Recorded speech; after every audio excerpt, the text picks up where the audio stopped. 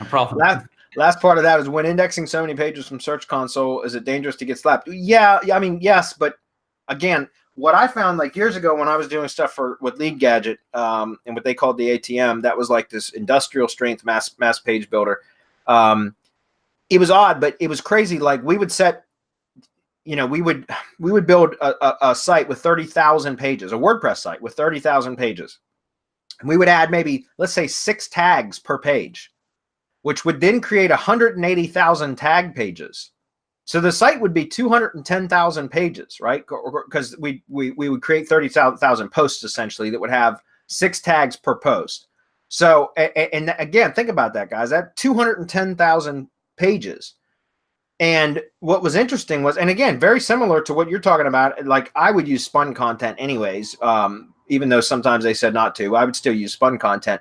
But what was interesting was the tag pages would index like crazy.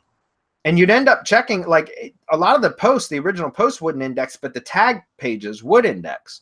And it was crazy to watch a site go from, a couple hundred pages indexed to a few thousand to a few to several, tens of thousands, and then well into the 100,000 mark. And it was crazy to see that because they were essentially spam sites. But it's almost as if those big types of sites played like within different rules. Like they have it I'm not sure why that was, but they seemed to index anyways. And I mean, for a period of time. I don't know anymore, guys, because I haven't done any of that stuff in at least 2 years now.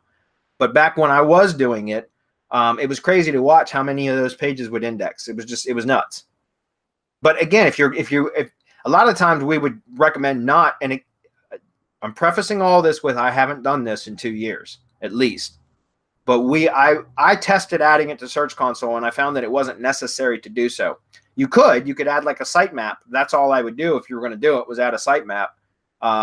You first have to verify the site, but then you can just add the sitemaps. But again, that's you're giving direct access to Google at that point to a spam site. So I'm not sure that I'd want to do that. And if you were going to do that, then I would recommend that you only do it through persona-based Google accounts, like additional Google accounts that you set up. Certainly not through your own main account or any account that that has any value. Does that make sense?